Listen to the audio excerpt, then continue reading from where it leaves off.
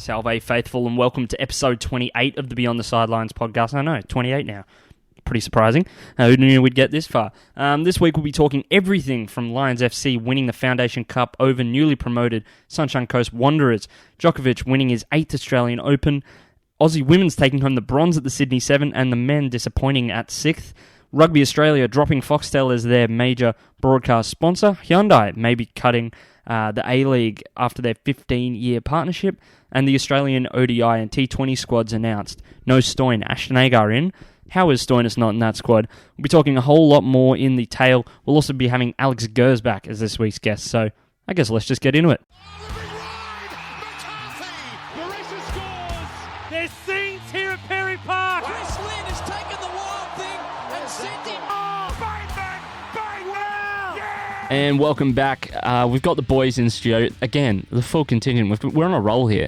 Yeah. It's cheese and bacon, as Phineas likes to say. That's my joke. So you're stealing my intro and my joke. Yes, anyway, basically. Okay. I want to be... Matt, it's all about you. We know it's who all the about you. Creative brains are on this podcast. Yes, neither of you guys. Anyway, I didn't mention it before. We are with the marvellous Angus Bryan and the adequate Phineas Morton. How are we today, fellas? Yeah, well, I like those categorizations as well. Marvellous and average. Said adequate.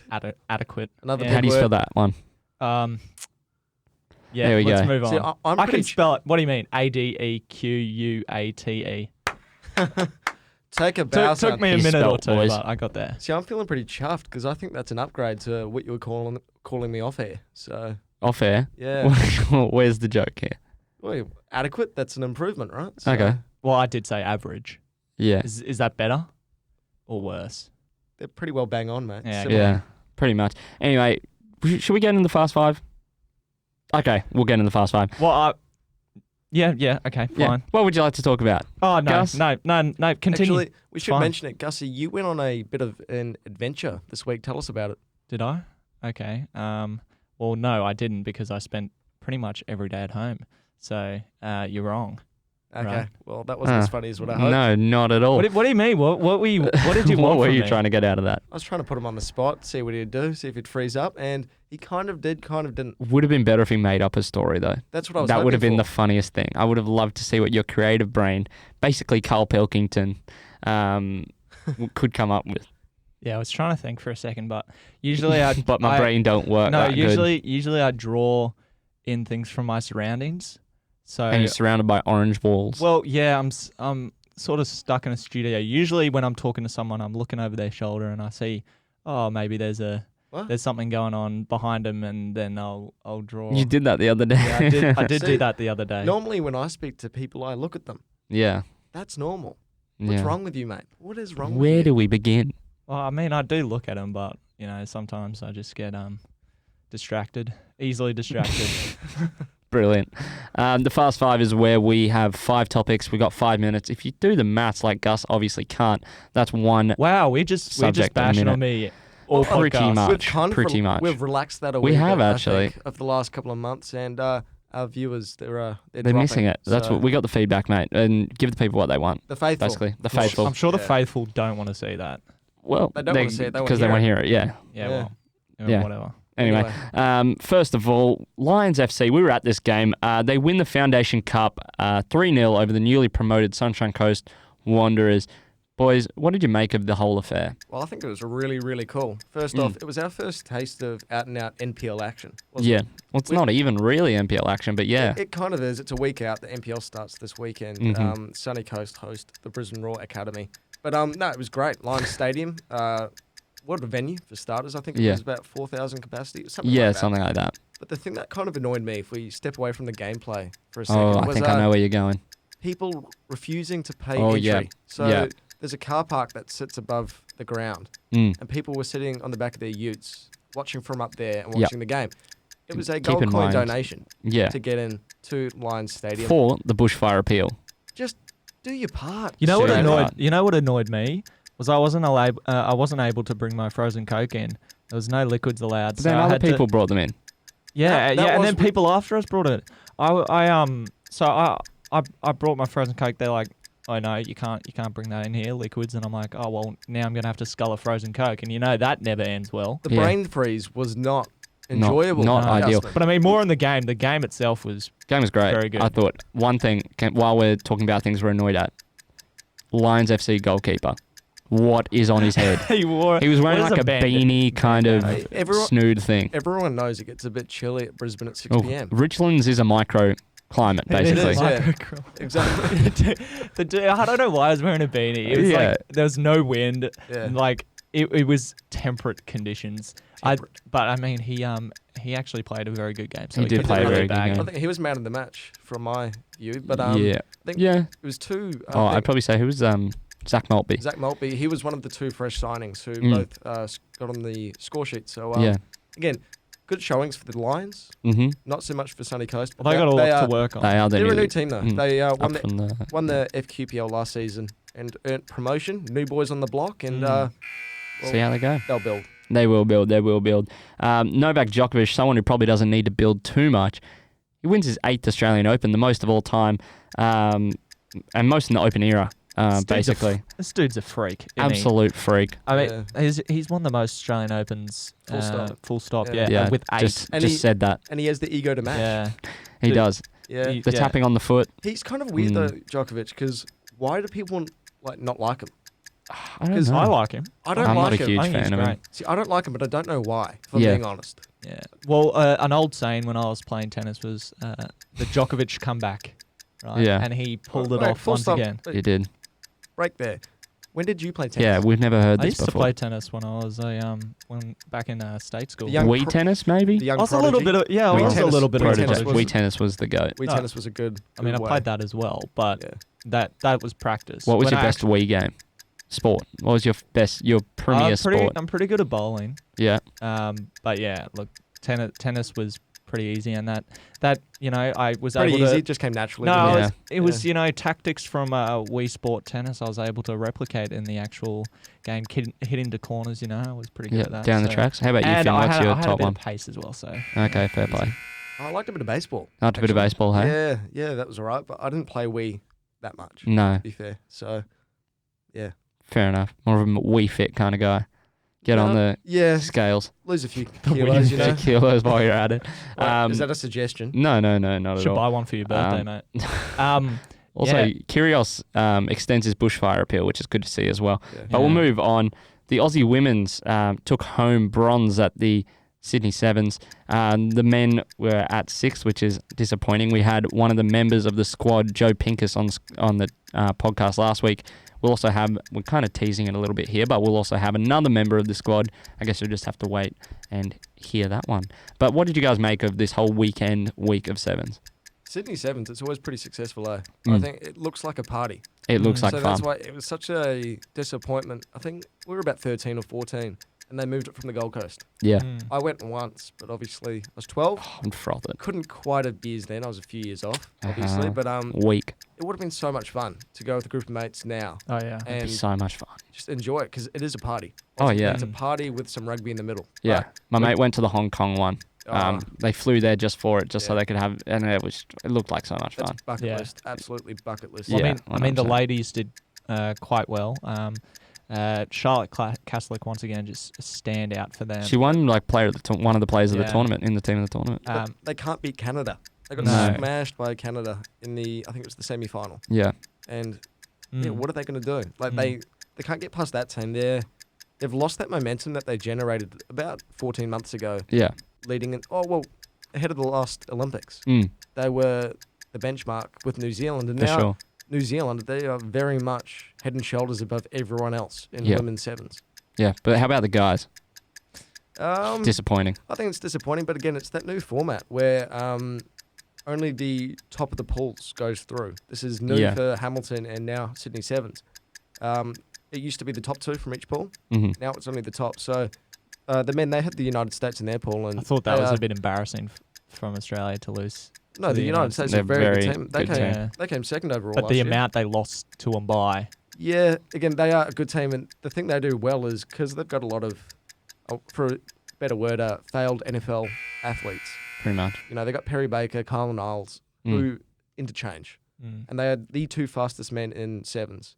They literally just sprint around people. Pretty much. So, that's why they're so good. But no, disappointing. But again, stuff to improve on. Certainly is. We're going to talk a bit of sponsorships.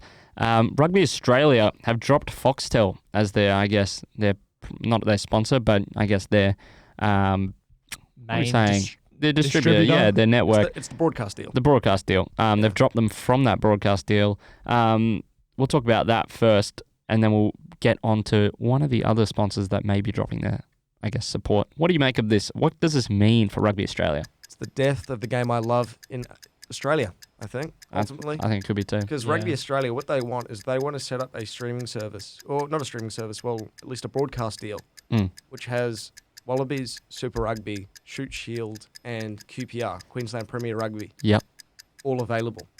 And for me, the only way that they're going to be able to do that is for Rugby Australia to go, hey, let's do it ourselves. Yeah. Or something like that. Double take. And yeah, something like that, where they set up a streaming service, like a Optus Sport or... Are people going to pay for that? No, I don't think so, mate. You know, I don't think so. I wouldn't. No. I wouldn't pay for it. It's just not popular enough. That's the as thing. a sport at the moment in Australia. It's a very dangerous game that Rugby Australia have decided to play. It could work out wonders if Channel 10 pick it up. Yeah. But especially after this Israel Folau fallout and him taking $8 million, what Rugby Australia need at the moment is money. Yeah. And you don't really get much of that from Channel 10. No, you don't. Not as much. So. But you get more coverage and you get more publicity from it than you would from Fox Sports. Because I think with the Big Bash, when they stepped away from Channel 10, to me, well, they bombed. Yeah. But I think that also kind of left an open market for Channel 10 because the way they did it was great. Oh, they did great. It was the family commercial family sport. And I think they could do something similar with rugby, albeit in a different season. Yeah. But still, the streaming service, it's dangerous, man. Yeah, it is indeed. Quickly touch on it. Hyundai are set to cut the sponsorship of the A-League after their 15-year partnership. Wait, where are you reading that? Cause Sydney Morning Herald. Yeah, really? Well, who do you reckon would replace Hyundai? They're saying a few companies could take it out. Jim's mowing. Can you imagine? That would be hilarious. Jim's mowing A-League. Subway. The Subway Could A-League. take it. That would be pretty good. Yeah, but Subway, are they too American? I don't know. Maybe. But, how much do you think it costs to sponsor the A-League? Wouldn't cost that much. At the moment. Yeah. It's not a huge sport in Australia. Just give me a number then. So throw one out there. 15 mil a year. Mm-hmm. I don't know. Couple of bucks, maybe a Big Mac. I'll tell you, it's 6 million. Oh, there you go. So not a whole lot. No, but then why are Hyundai at least apparently thinking about dropping the A-League? Because it's shite. Doesn't get enough viewers, I think, would be the main thing. But anyway, we'll move on. The Australian ODI and T20 squads have been announced. No Stoyne, Agar still in the squad, and Maxwell set to make his return. I like the idea of them bringing back Glenn Maxwell. He's such a clinical player, and you don't know what you're going to get, kind of. So Maxi, I don't know really how to explain it, but he's just one of those guys that you need in your side. Yeah, he's a material kind of player. Yeah, especially for your T20s. I'm surprised Stoyne's not in there because he was... He's the player of the tournament. He was... the rig was outstanding in the BBL. Got the yellow cap, gold cap. Surely he was in there. Ashton Agar's in there, and I'm very surprised by that because he's had a poor tournament. Also, why is he in there? Is he an economic bowler? Does he take pegs? No. Well, is he an economic bowler? I don't know. Not really. It confuses me because I guess with Agar, you kind of think maybe they're trying to pick and stick and they're trying to just pick guys who have been in the international setup before. But then Stoinis. He has been. I think he's pretty much been a front runner for the last 2 years in that team. Okay, but what is Ashton Agar? Is he a batsman or is he a bowler? I still don't. I would say he's a bowler. I think he's a bit of an all-rounder, but I think he's one of those all-rounders that say they can. So if you're comparing Ashton Agar and Glenn Maxwell, there's just no comparison. I think Ashton Agar, he's a bit like Ben Cutting from the Brisbane Heat, in the sense that he can kind of bat a bit, but he's mainly there to be a bowler. Yeah. Although that's kind of swapped around for Ben. It's changing with Ben. But would you want him as your second spinner though? No. Would you rather have? He doesn't. Would you rather have? He bowls throwdowns. Yeah, but would you rather have Agar or would you rather have Stoinis bowling and then you also have? I'd rather have Stoinis bowling, but he doesn't. Then you have Maxwell bowling as well potentially if you need a spinner. Well, Maxwell's usually played the second stringer for Australia. Spinner, yeah. And second spinner for Australia in the past. So why are they changing it? Another player, Swepson. He was invited into that. Yeah. It's not that great with the bat though. Yeah, but I mean, he was invited to the test side on the back of some pretty good BBL form. Yeah. So they clearly like him in the shorter format. Leggies are a bit of a risk because you need the wicket to be spinning or they're just a run machine. People just pick them apart. Yeah. I would like. We're big fans of Sweppo on the show, so Swepson. Schweppen. I run his Facebook page. I know you do, mate. Appreciation Society. Not his actual Facebook. No. Not his personal. All his family follow it though. Yeah. I think it's pretty hilarious. funny. Angus Shaw and I, we co-run it. He does all the posting. Mm-hmm. I don't think I've ever posted. You haven't posted in like months anything. or years. No, but the love's there. The love is there. The love is there for Swepson. So You reckon? Okay. Wrist out for Swepson. Yeah, exactly. Anyway, this week we had a really special guest on this week. Yeah. I reckon. We had Alex Gersbach from the Olyroos and the Socceroos. He's got 6 caps for the men. What a great get. How cool is that getting a So Socceroo, cool. a former So cool. Socceroo? Obviously, coming off the Olyroos qualifying for the Olympics, that's an amazing feat, and what a great story. He was a pretty good chat too. Yeah, for sure. You can hear all about his story, all about that Olyroos historic win right now. And we're joined now by Alex Gersbach of Aarhus and from the Olyroos. How you doing, mate? Yeah, good. Thanks, guys. Thanks for having me. Yeah, no problem. Thanks for joining us. Firstly, you're currently in Portugal with your club team, the Danish side. How's that going? Yeah, really good. Just arrived yesterday after a bit of long travel from Denmark, and then had a session yesterday. And yeah, we've got 2 weeks down here, a couple of games in a sort of pre-season / winter tournament for a few different clubs around Europe who are here. And yeah, it should be really good. And why is that, mate? Is there a break in your club season at the moment? Yeah, so the Danish league has quite a lengthy winter break. Our last game was 15th of December, and then the first game after the winter break is 16th of February, I think. So it's a good 2 months without games. So we have a little break. I think the boys had about 3 weeks off. And then a sort of 4.5, 5 week preseason leading into the first game after winter. Yeah, well, this break has allowed you to, then go to the Asia Cup, Junior Asia Cup, the under-23s, with the Olyroos. How was that whole tournament for you in total? Yeah, it was a really good experience. Obviously, we were away for 1 month, and in the end, it all proved to be worth it. But it was a 1 month in camp. Of course, can get a bit tedious, and it's quite a long time. But I think the boys did really well to stay focused that whole time, and in the end, it really turned out to be worth it. Well, you're the first Australian men's football side to qualify for an Olympics. What does that feel like? Sorry, what was that? Sorry. Well, you're the first. You're the first male under-23 Australian side to qualify for the Olympics since I believe it was 2012 or 2008. So in 12 years. How much does that mean qualifying for the Olympics? Yeah, it means a lot. It's crazy when it hasn't really sunk in yet, because when you think about the Olympics, it doesn't really you don't think about football at the Olympics, and when you think of football, you think of the World Cup, you think of the Champions League, things like that. So when you think about Australian football is going to the Olympics, it's a pretty crazy thing, and it's surreal to think about it like that. Some athletes they train their whole life for an Olympic event, and as a footballer it's a little bit different. But for us to be able to experience the Olympics, it's like I said, it's just crazy to think about it in that way. And did you feel much pressure throughout the tournament, mate, or were you able to go out there and play with complete freedom? Yeah, well, of course, we're playing in front of crowds in Thailand that are non-existent, pretty much. So people think that there's no one there, there's no pressure and things like that. But in terms of Australian football and the environment and expectations from Australian football fans and all of that, then yeah, there is pressure. And I've been involved in 2 of these tournaments before, the one 2 years ago and the one 4 years ago. And there's always pressure because, majority of Australian football community and Australian football fans, they expect us to qualify for the Olympics. And the last the last one 4 years ago, we were nowhere near qualifying. So yeah, the pressure's there, but I guess it's a different sort of pressure rather than, playing in front of 40,000 people, 50,000 people and things like that.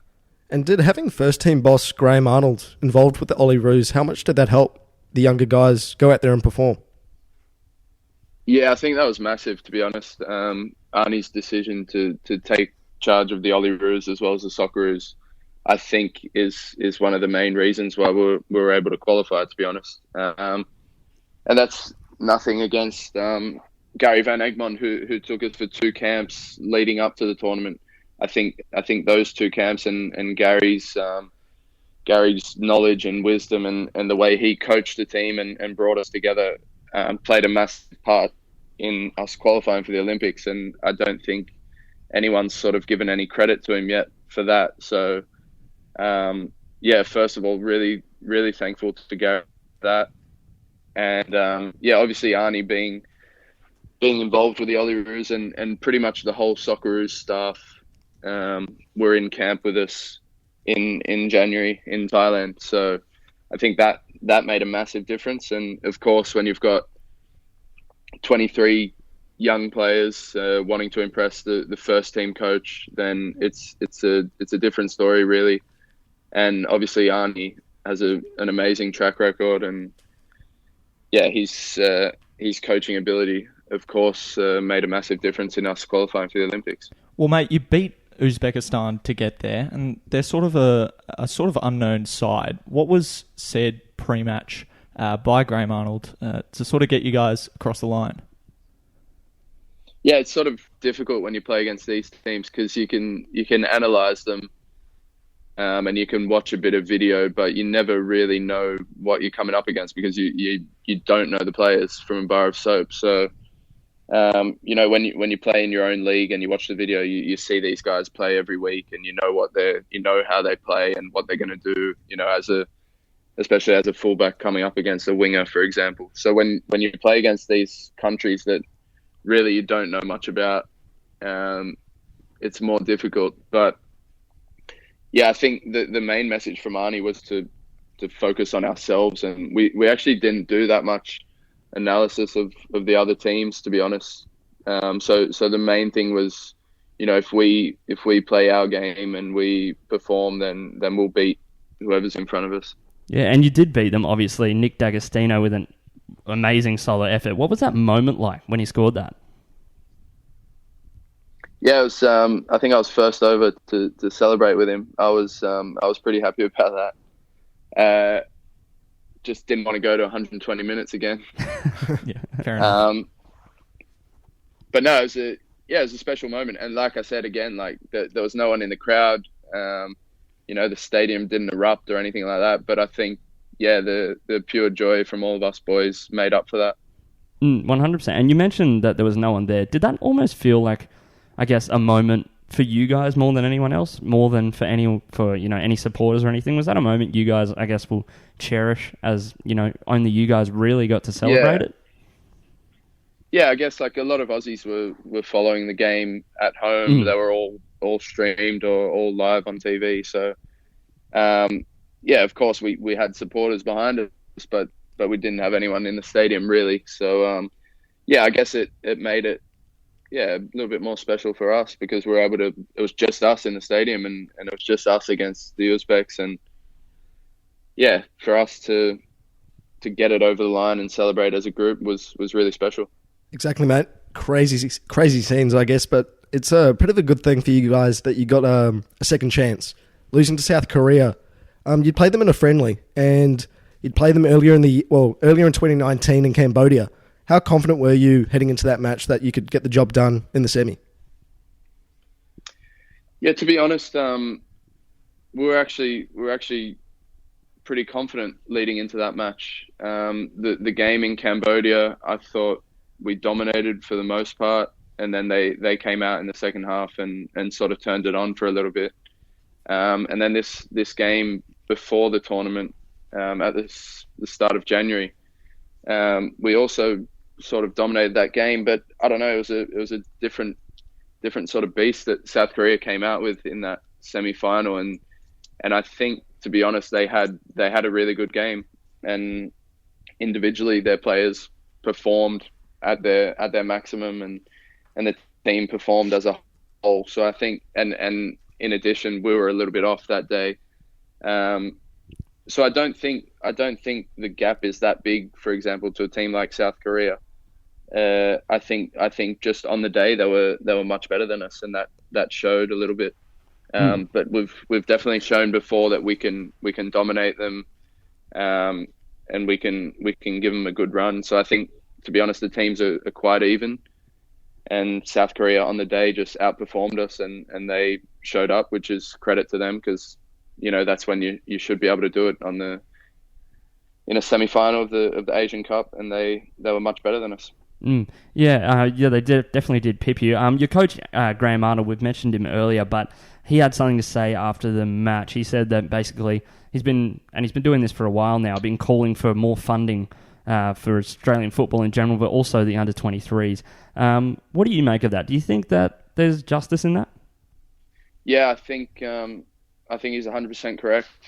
I think the FFA sort of dug into their pockets a bit and funded these few build-up tournaments that we participated in. We went to, I think there was one camp in Wollongong. I wasn't there. And then we went to Qatar, and then we went to a friendly tournament in China.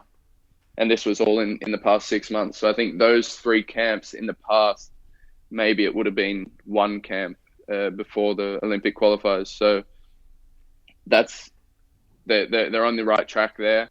But obviously it needs to be more. And you see these other countries, I think, sort of, I don't know facts and things like that, but I think countries like Thailand, for example, are investing heavily in their youth, and you can see it when you play against them. When I played against Thailand 6, 7, 8 years ago for the under-17s, Joey's, it's not really the same sort of Thailand that we play against now. The Thailand we played against now are filled with technical players and a good tactics, a good coach, and things like that. So yeah, you can see in these smaller footballing nations that they're really, really getting better.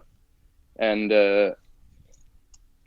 Australia maybe has gone a little bit backwards in that sort of context. But obviously, us qualifying for the Olympics now is massive, and we probably didn't play the best football, but I think we showed a lot of determination and guts, and we were able to hold on to 1-0 leads. We were able to see out games, and I think that's a massive difference in Australian youth teams of the past sort of 5-10 years. So I'm really happy about that. But yeah, of course, the funding needs to be there for the Olyroos to improve and to perform in Asia, and not just in Asia, but at the Olympics as well. Well, mate, you touch on the Olympics. It's an 18-man squad, including 3 overage players. So what's that, 7 players getting cut, I think, from the AFC under-23s. So just how important is club form going to be over the next few months, really? And every week it's going to be like a trial, really. Yeah, that's exactly right.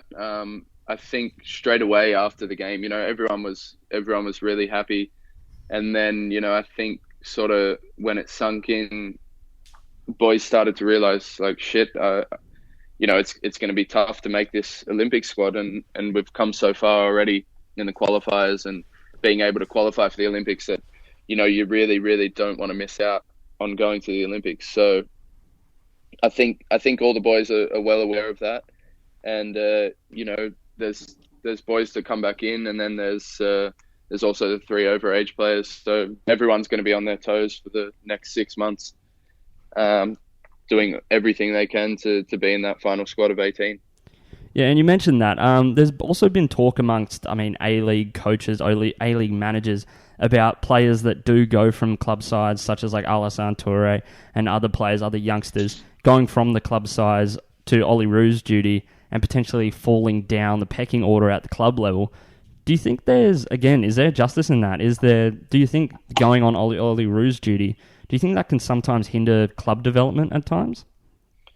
Yeah, it's difficult in the A-League when you don't have international windows. For me, I think that's ridiculous. And but obviously the Asian Cup is different because it falls out of the international windows.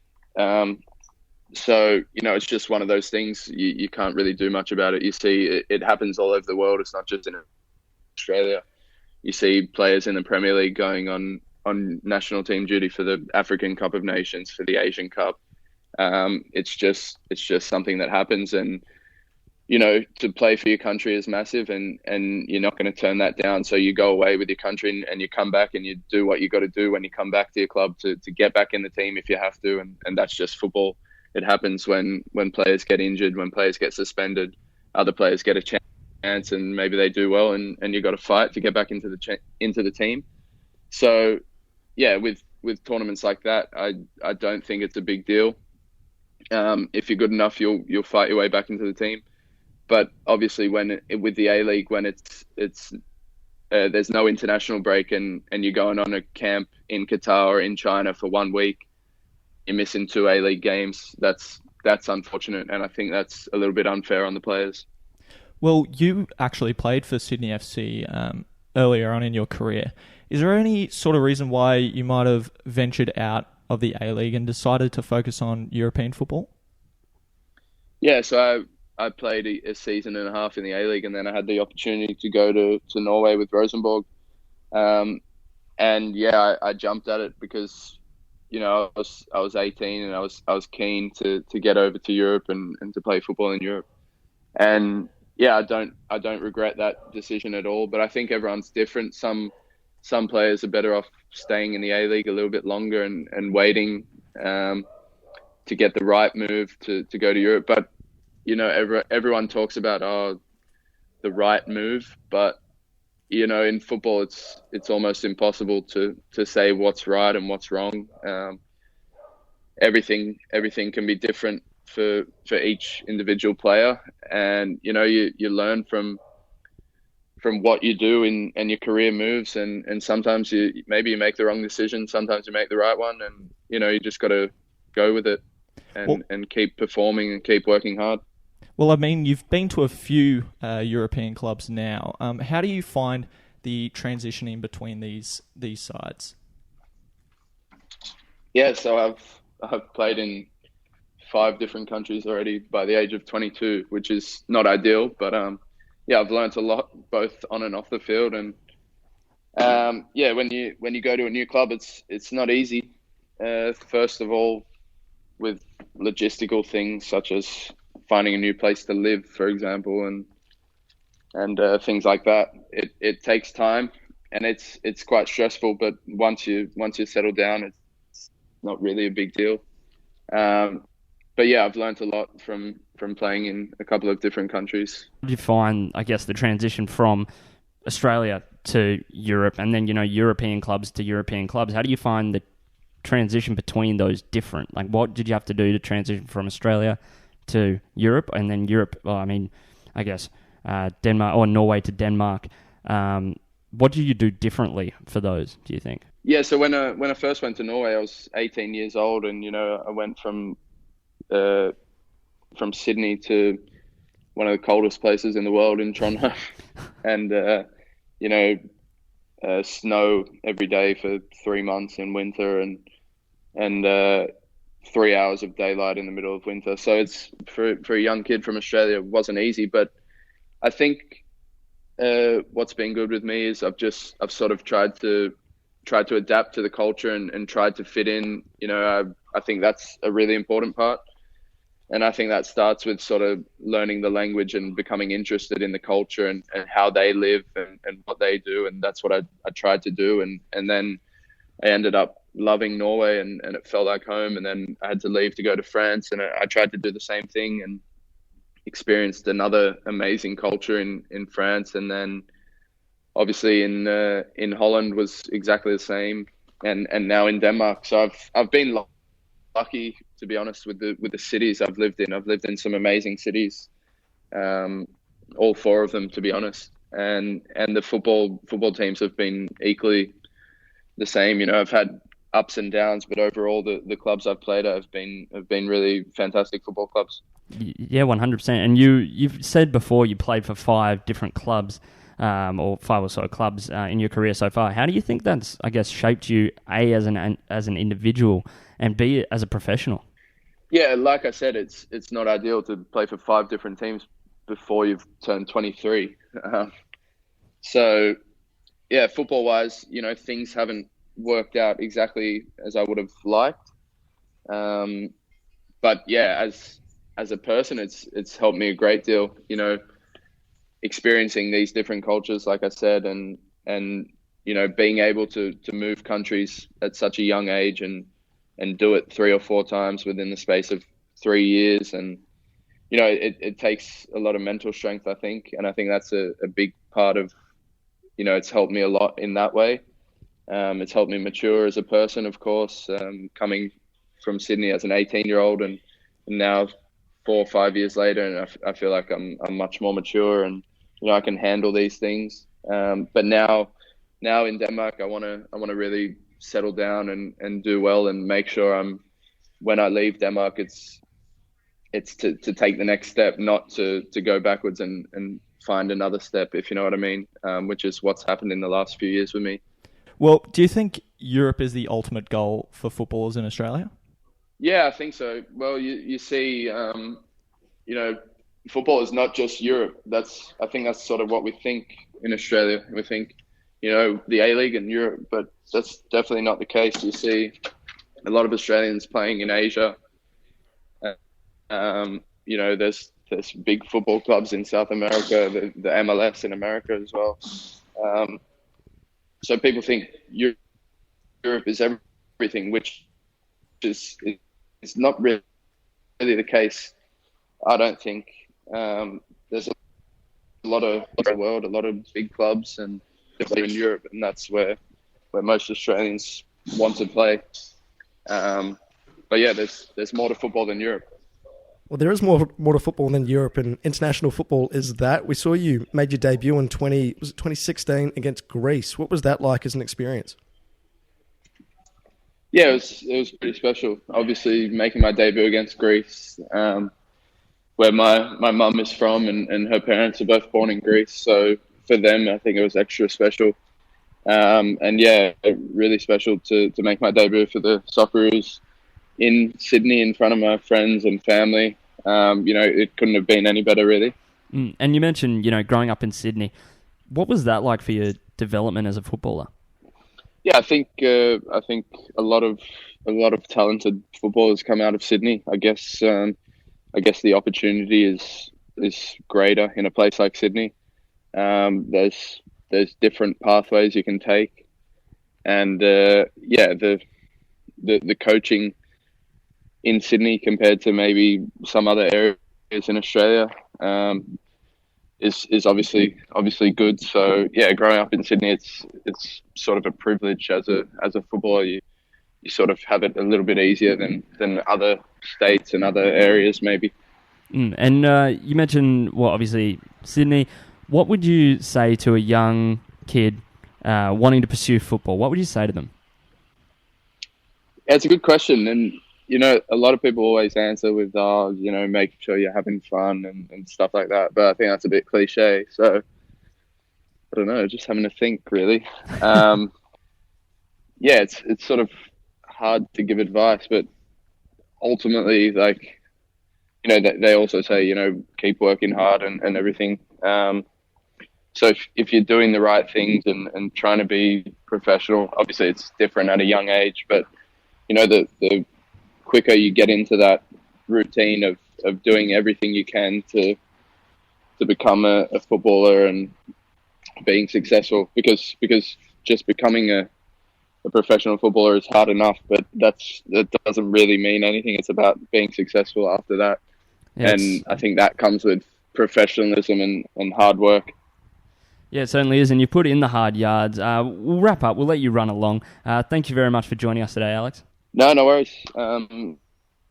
Really appreciate it and really enjoyed being on. And thank you very much to Alex Gersbach, live from Portugal for us at the time of recording. I got to say, he was in Portugal, but that sounded quite mint. You liked it? The actual interview, yeah, it was great. We had some problems because he had to go for team lunch halfway through. Well, no, we had 2 minutes left in the interview. Yeah. And then he just hung up, sent me a text. Well, it saying, was "Sorry." breaking up before anyway. He's like, sorry, boys, gotta go grab got some lunch. lunch. I'm Yeah, going to well, miss it. he We probably got a would have been minute." fined otherwise. Yeah. Yeah, but I mean, So 2 more minutes. I think we had 2 more questions to what's ask. no? Go get your lunch, mate. Nutrition isn't key As an athlete, as an athlete. You'd know this. And apparently it was a buffet No. as well. No. So who's going to be missing a buffet for an interview? Yeah, Like, no. I actually, wouldn't. yeah, No He chance. said it was a pretty good he buffet. spoke quite fondly of the buffet, didn't he? Yeah, he did. He said there was anything and everything. So I think by that stage I hadn't had lunch and dinner, Mm. and I think we recorded at about 7 p.m. So Yeah, it It was was. 8 p.m. or something like that. 9 feeling, p.m. I was The- feeling pretty hungry. the No, it was like 9. It was like 9 Yeah. to 10 at night. Actually, The, that's the true, 'cause tummies were rumbling. They I were. gotta say. But, Is it- you know, he was in the team hotel Yeah. at the time. Someone else, another team that were in a team hotel this week. Oh, this is- Queensland Origin team. Now, Yeah. we're going to... So, before we get into this, we must mention we will be structuring the second half of our podcast differently than we usually do. Usually, we just cover the key kind of scores, results, topics, what we think about them. Now we're going to be just a bit broad, talk about some of the biggest stories, some of the more interesting stories in the whole world of sports in this last 20 minutes. So you get maybe a little bit more interesting content from us rather than us just going through the results. But I mean, we'll still have all the scores and We will. cover all the grassroots on our social media. So make sure you check that out. exactly. Tell your friends. Tell your friends. You know how these things work. One guy tells another guy, He tells 2 friends. and he and tells two friends. And so Anyway. on, Anyway, and so on. back to team hotels. The Queensland Origin team down in Adelaide, they got stuck at an elevator, boys. Why are they in Adelaide? That's where they're hosting one of the Yeah. Origin games Why? instead of Perth. It's like they just rotate. Wait, Gussie, you can back this up, mate. But Adelaide Oval, it's not a Mm. league venue, is it? Don't remind me. Neither is Optus, mate. I had to attend a game at Adelaide Oval, and it was cold. I had to. Cold. I had to attend the game. Hands are tied. Okay, Lock no. me up. I went because the Roosters held one of their games there, which is strange because I don't know why Why'd you go? the NRL's trying. I went to visit some family down Okay, there. But, fair enough. It was a good opportunity to see Yeah. the game as well. But yeah, we were sat on the sideline. I can't remember what stand it is, but pretty much the Adelaide Oval. It's a cricket ground, so Yeah. it raises up Well, towards the centre. And footy, yeah. Simplified. It's an oval. Yeah. It's an oval. Yeah. Okay, so you're pretty far away from the action. It's raised up to the centre, so it's tough to judge even what a forward pass looks like because every pass looks forward. Everyone looks offside. It's just a very strange angle to watch the game from. The actual game itself was very good, but yeah, I don't really like the idea of taking games to Adelaide, and I don't know why. It's growing the game, mate. That's what sport is. I guess, now, but isn't it? It's and also, moolah. why were the Maroons in Adelaide this early? I think they had a training camp or Yeah. something, or they're trying Did to they? promote it. They're No, trying to promote it. No, this is Yeah. quite common. How teams do that. They get in like massive squads. I think the Blues have a squad of like 40 or something. Yeah. Yeah, right. And they get in camp and they train before the NRL season starts. yeah, Mhm. Because they want to have a first look at the guys who they think will make up their eventual squad come Origin 1. When's that? Like May?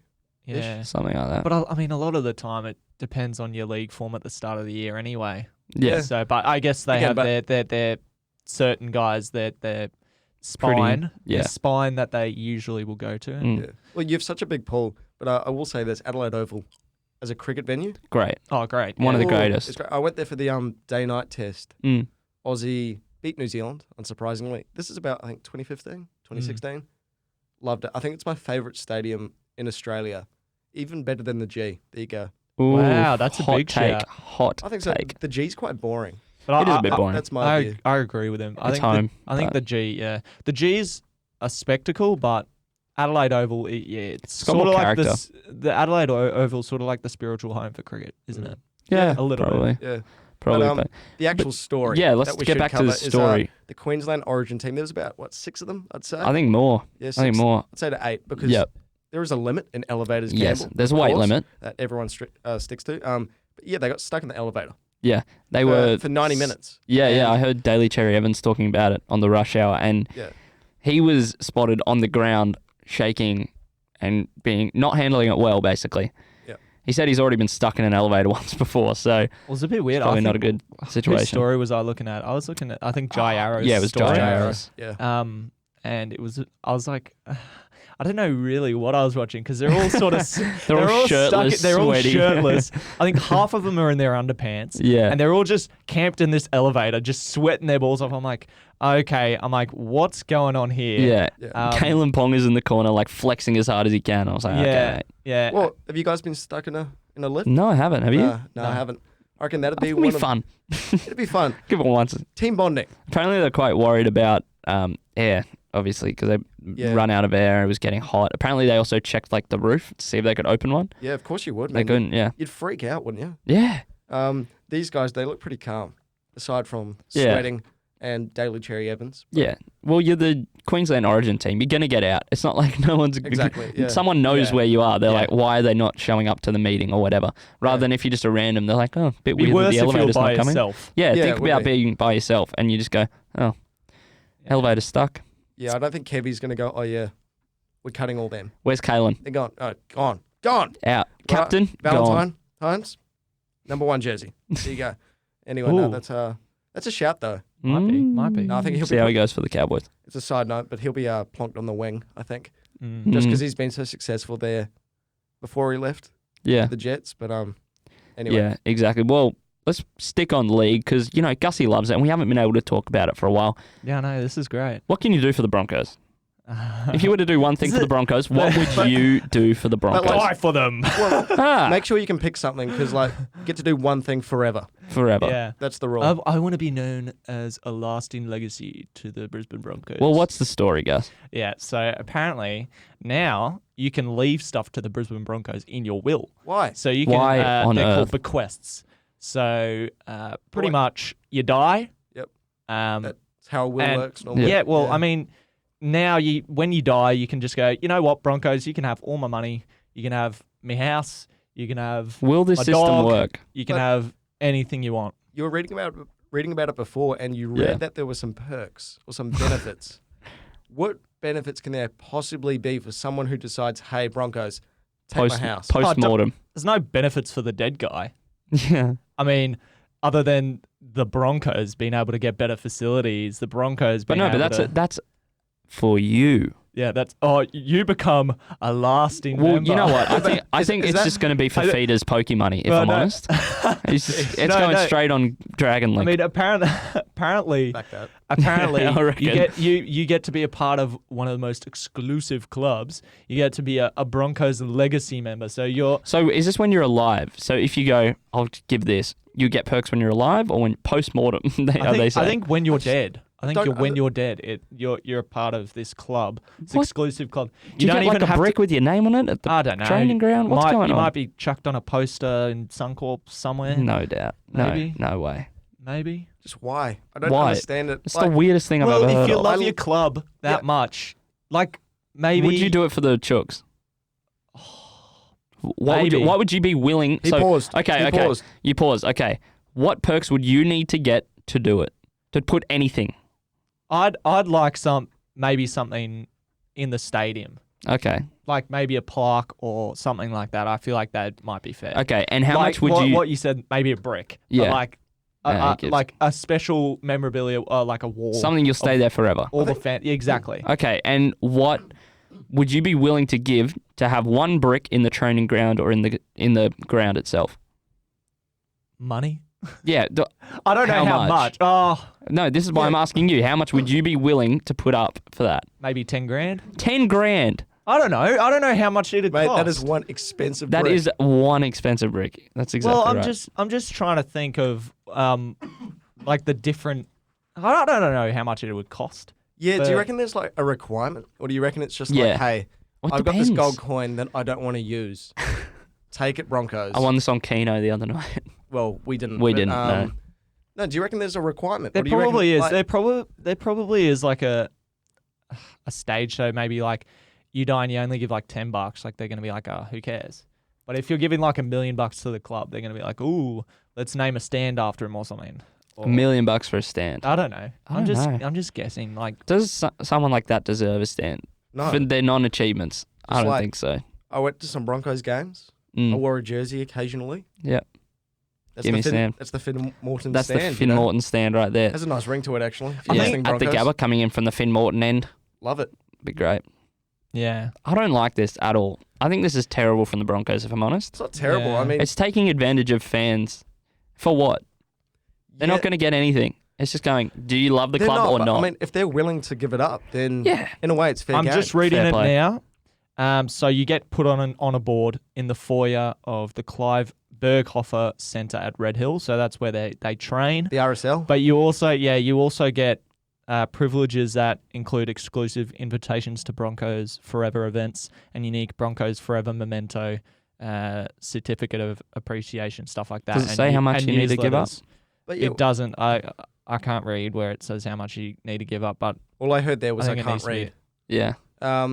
Yeah, but I'm just curious. funny. Like, what's the requirement? I keep saying that because do you qualify once you're dead? And Yeah, they give or the alive. And they give the certificate to your family and say, "We promise to put your name up on the plaque." I think Or do you Get pledge, it when you're alive. Or do you pledge it? I think you get some benefits when while you're you're alive. yeah. I think maybe when you die, you get the thing up on the board. Okay, so it's like a members, like platinum members kind Yeah, of thing. But I don't know how much you need to give for that to happen. It'd be funny seeing like Collingwood do this because fans could give their teeth. Oh, yeah. Which they don't have teeth, mate. That'd be a true. bit hard for them. Damn it. Sorry, Pies fans. Sorry, Pies fans. We watched the Super Bowl the other day. Yeah. We watched it at a mate's house. He was a 49ers fan. Yep. Shame. We had money on the game. We weren't really fans of any team, but we wanted Kansas City to win, right? Yeah. We wanted I think the that was- Chiefs. I think that's about 90% of the population. People just Don't like love San Fran. people People like it's an not even underdog. that. People like an Yeah, underdog. people love the underdog, and people love Even though I jumping. wouldn't say they're the underdog, though. People I love think they jumping. were. The Yeah. Chiefs? Yeah, I don't think they were. People love jumping on a bandwagon. Mm. Okay, so they see a side that hasn't won in 40, 50 years, as in what Kansas City they hadn't won in 50 years. Yeah. And they're like, they deserve one. Yeah. I hate that. Well, you're I hate a that Chooks fan, so yeah, but I you hate win it them. so much that just because you haven't won one in 50 years, you think you deserve it. I thought I deserved one as a Bulldogs fan. You don't deserve it until you win it. Exactly. I think teams have But got you to earn it. deserve some success. And to be honest, I couldn't Go have through really, the pain. I couldn't really cared who won last week. No. I just didn't want the 49ers to win because I didn't want to see our mate gloat. Yeah. That's Yeah. basically, I'm a Patriots fan. Yeah, you've got plenty of time to gloat. And Not- you call not- me a bandwagon, and he's on the biggest bandwagon. Oh, no, I'll say he's a bandwagon for supporting the Patriots all day, every day. I have no idea what you're talking about. No, but basically, I want to see them win. I don't have a second team. I don't have a third team. No. Yeah, No I chance. don't do that stuff. So No, I think no way. if you're a real fan of a sport, then you're not going, hey, I actually hope this team wins the final. Yeah. Because- I mean, you always have preferences. You always like a side better than another You do, side. but like I'm watching the parade like this morning and that. I was watching some of it on Facebook, and I was seeing, Patrick Mahomes, he was shotgunning a beer and whatnot. I love that. I'm thinking, no, that's cool, but I'd prefer it to be, Julian Edelman. Oh, always. You know what I mean? Like, you always Yeah. would. to the point where it's like, I don't care. Yeah, exactly. Next, Well, next year, I don't care about the trophy ceremonies or anything No, like that. no. But in terms of the game, to make it interesting, I'd rather the Chiefs win. I'd rather Patrick Mahomes become the youngest player to ever win an NFL MVP and a Super Bowl MVP. Everyone's after a positive storyline, aren't they? Yeah. They hate the I think they hate the They hate last bad year's guy. Super Bowl. They hate the bad guys. They always pick a bad guy and they're like, oh, Yeah. I don't want the 49ers to win because they've won 10 or whatever bloody Yeah. Super Bowls or something. How much money did I win though, guys? Or you won $80 or something? 80, 90 bucks. Is it okay? What about you, Gussie? How did you go?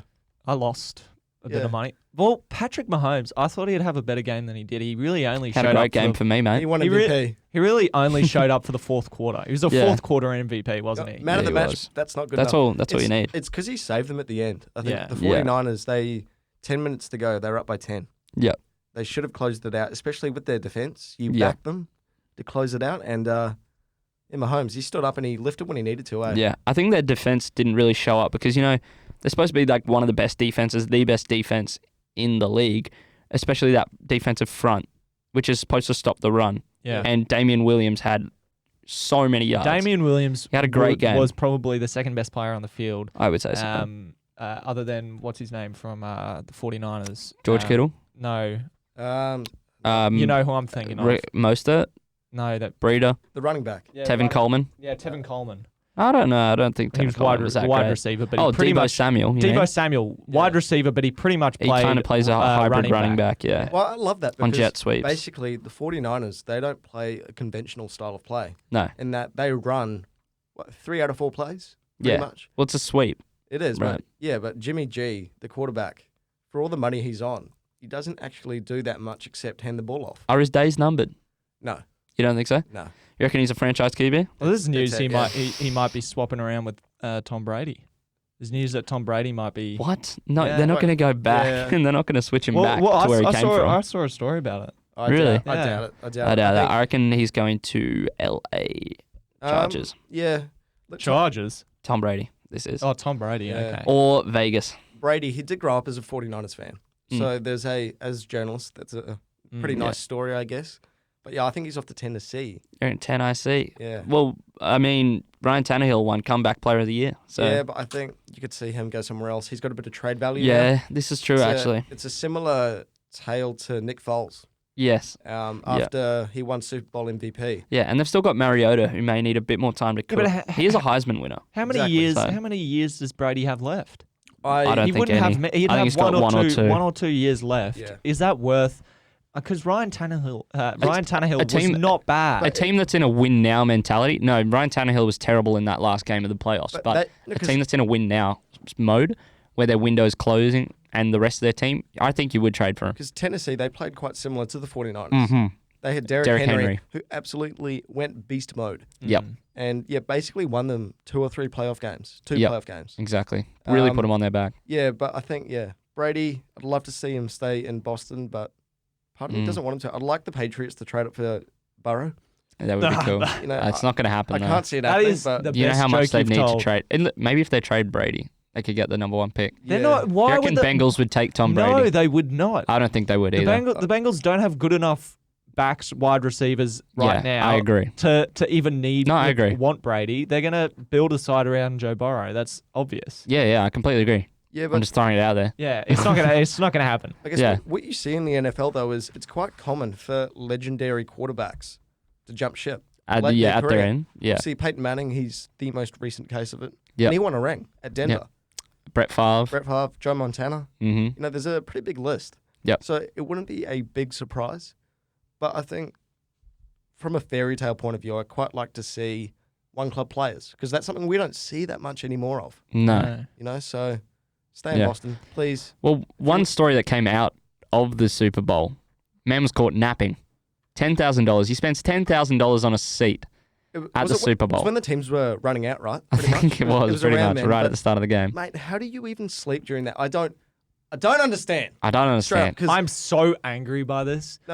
the amount of adrenaline that would be pumping through your veins, gents, would be absolutely ferocious. Okay. It would be deadly. For starters, CJ. how do you get any sleep in a stadium during a Super Bowl? That loud. There's an echo.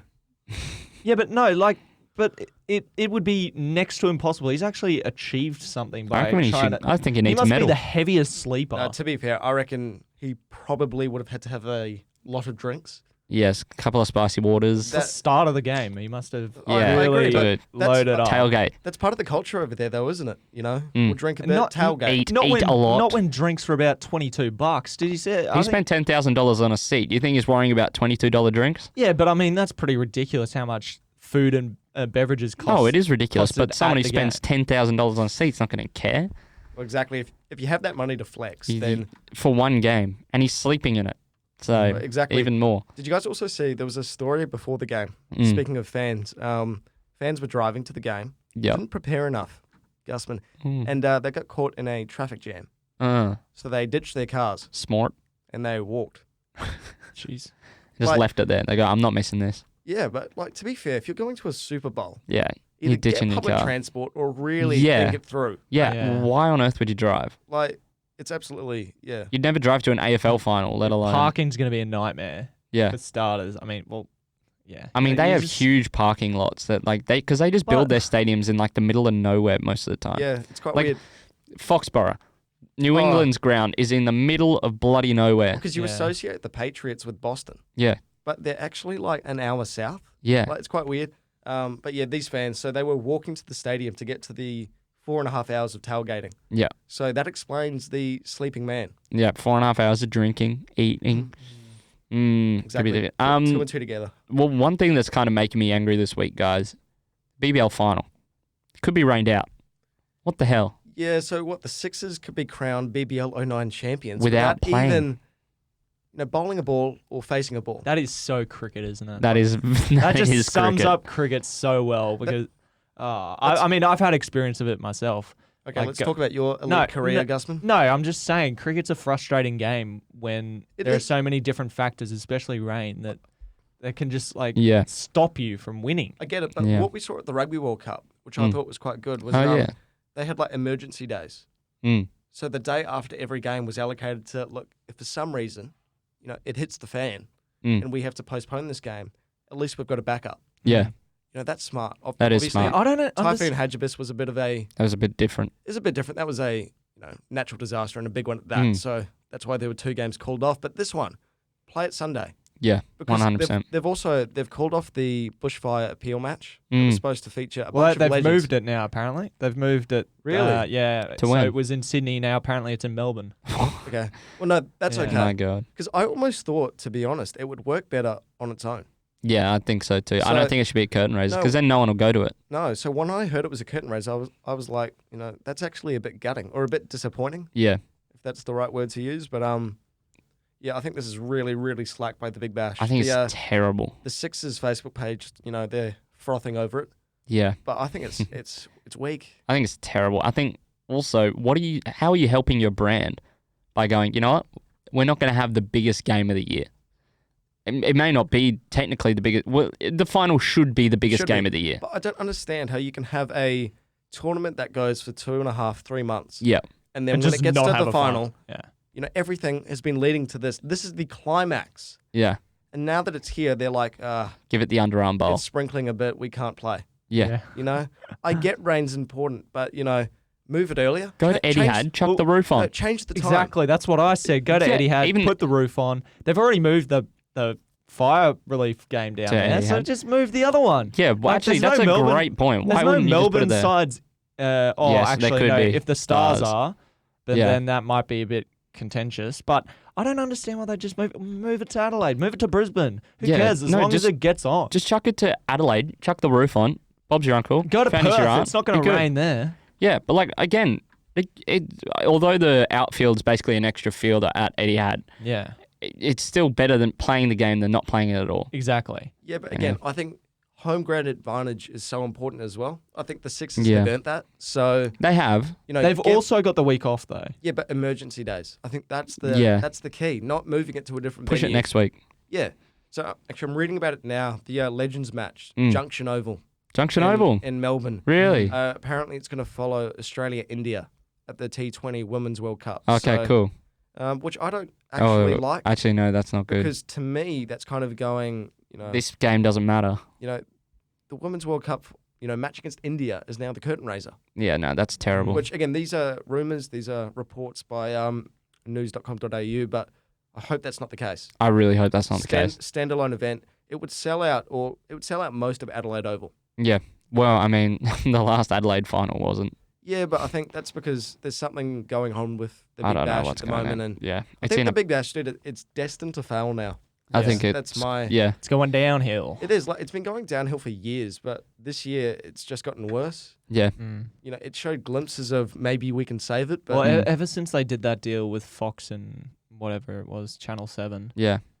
I do think we get the best access though now with Fox, but if it's not getting out there, people aren't watching it, then it doesn't matter. Yeah, look, still, I preferred the days when it was on 10 and you could see every single match, and you only played each side once. Yeah. So the competition was it was over quickly, sweet and simple. That's how we like it. Every game mattered back then. Exactly. Which was such a big thing. Now you can lose your first 3 and still make the finals, or lose your first 5. Well, we saw what happened with the Hurricanes. They were down now. Exactly. They were down for the count. And they somehow resurrected their season and managed to get to the finals, albeit knocked out in the first day. But I think the Big Bash nowadays is so fixated around broadcast deals and we need moolah, baby. This is just sport in general, really. It is, but now they're bringing Big Bash games forward, hosting them at like 2:30. Yeah, that's ridiculous. To accommodate for the ODI matches later in the day. Like, that happened when I went to the Heat Strikers about a month ago now. Mm-hmm. And it was exactly that. The ODI against India was on later that day, so we've got to bump it forward. Yeah, no, I remember that. You know, it was so much better when it was every day. It's on at the same time. Yep. 6:30 Queensland time every night. Big Bash. Yeah. You know, and that meant in Perth. I get it. There's like 4:00 games. Yeah. That's because you're in Perth, and well, don't live on the other side of the country. just don't live. Don't live. Just don't live Just there. don't live there. Okay, simple I as used that. to live there. It's a smart choice not to live there. Just move. I've been there once, and I don't think I'll be like returning. You No. get eaten by a Anytime shark. soon. Get No. out of there. It wasn't even that. The best Sharknado. Sharknado. That is a great movie, Gusman. But Fantastic film. the best thing I did in Perth was the bookstore. So I went to the bookstore. Like that The was bookstore. was honestly my highlight. Hey, Well, there's beautiful library. beaches there, but Yeah. not a whole lot else. No, I went to the bookstore to get a Margaret River. book for a assignment. That was in grade 12. That was my highlight of Perth. My lord. So I'm not going to be hired to do any like tourist ads for Perth anytime soon. No. I do like Jeez. Freo though. I Frio's love Freo. one of my favourite places in and the that's country. that's about an hour away. I love that. I think I'd love to move there. I guess. Yeah. Wow. No, that'd be well, cool. let's talk real estate while we're here, boys. No, but before we get out of here, NPL starts this weekend. AFLW starts this weekend as well. Liverpool win again this weekend. Liverpool will win again this weekend. I hope they do. I hope they become invincible. Even though I'm an Arsenal fan and I want us to be the only ones, they're a better team than the Invincibles. Hope they lose the I'll say last that. game of the year. It's me Don't just knock on touching wood. wood.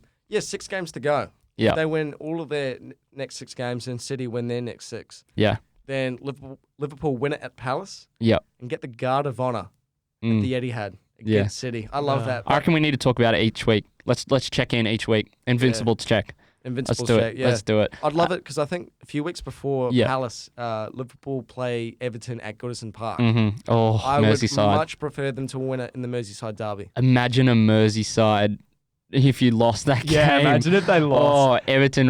Yeah. I need to Cancel stop out the speaking. Invincibles. No, 'cause yeah. Exactly. They would almost have bragging rights. Yeah, They would definitely You have know, 'cause- bragging rights. You know, there'll be a parade in We Liverpool. I ruined your get it. perfect season. Yeah. There'll be a parade in Liverpool. It'll be red, everything. Mm. But Everton fans, they'll go, hey, Didn't get the No. Invincibles.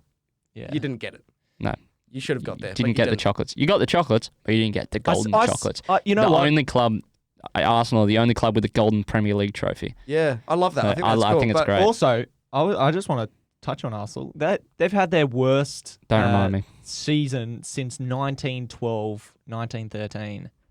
That's how bad they're going. The distance between Liverpool and Chelsea is how many points Arsenal are on right now. I know. That was So mate, difference between first and no. fourth. That was the stat about a week ago. There was, Yeah, it's but changed, It's but now more than that. it's more. How about that? It's more than that now. No, it's, don't remind me. No, but also Liverpool.